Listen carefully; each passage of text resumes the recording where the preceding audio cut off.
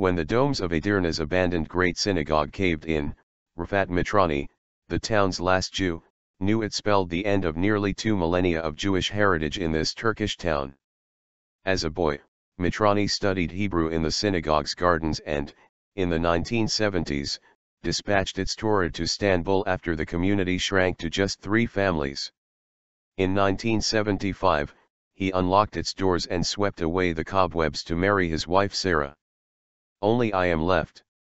It happened slowly, becoming the last one," said Mitrani, 65, whose family fled here more than 500 years ago.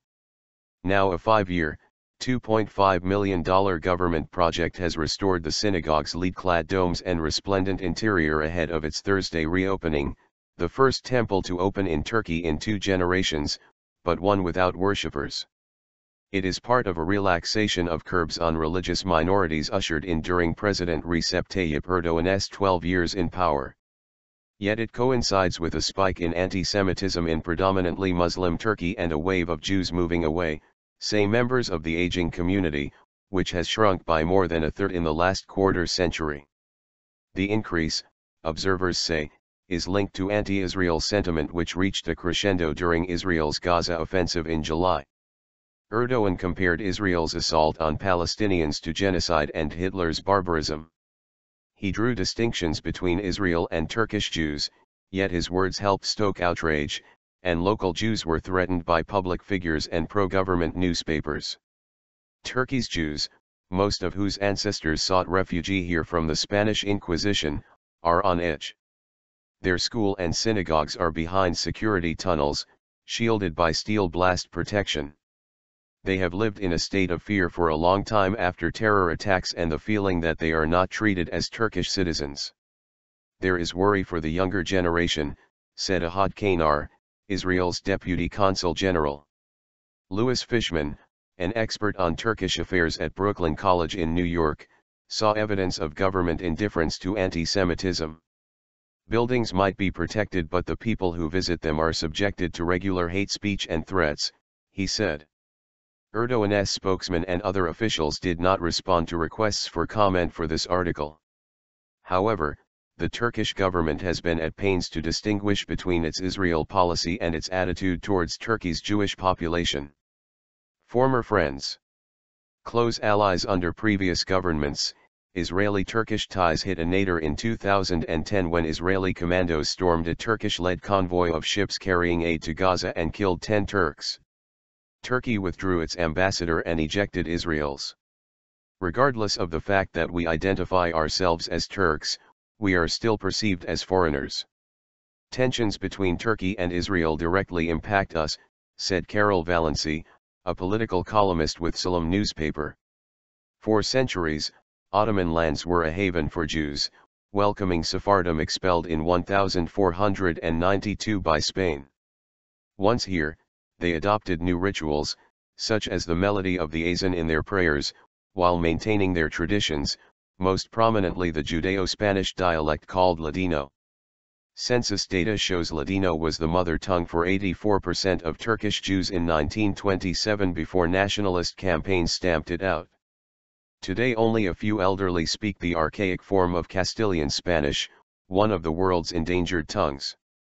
A wealth tax in the 1940s, emigration to Israel after 1947 and decades of political instability conspired to decimate a population that was 150,000 before World War I. Spain and Portugal are redressing historical wrongs by offering citizenship, bound to prompt some to pull up stakes. Jews have long left for economic reasons. What is different now is a factor for young people is the pressure they feel because they're Jewish, said Moise Gabe, 31, who writes for Salam.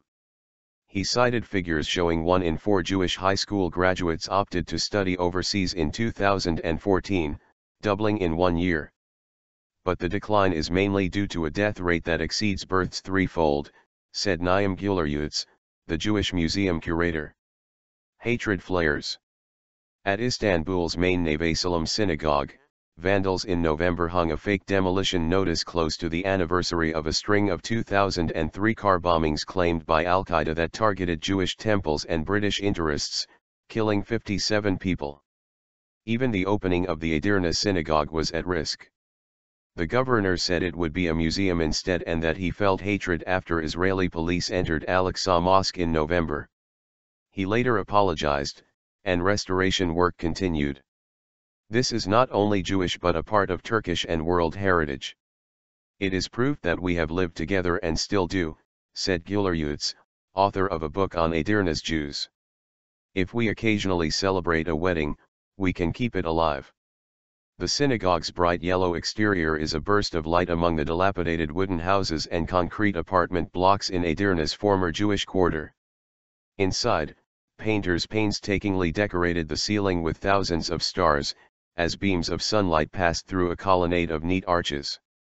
It looks like its old self, said Mitrani, standing beside the polished marble of the ark bearing the Ten Commandments. Once the Balkans' largest Jewish temple, the Great Synagogue opened on the Sultan's decree in 1909 to serve some 20,000 Jews. It was modeled on a temple in Vienna, later destroyed by the Nazis.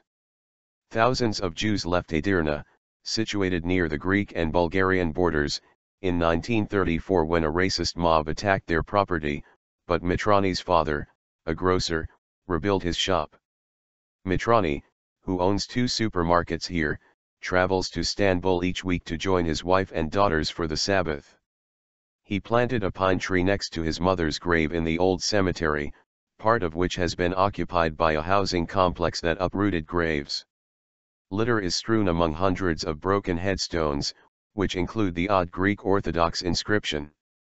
I would have liked to have been buried in Edirne, next to my mother, Mitrani said. Staying was always the easiest thing for me.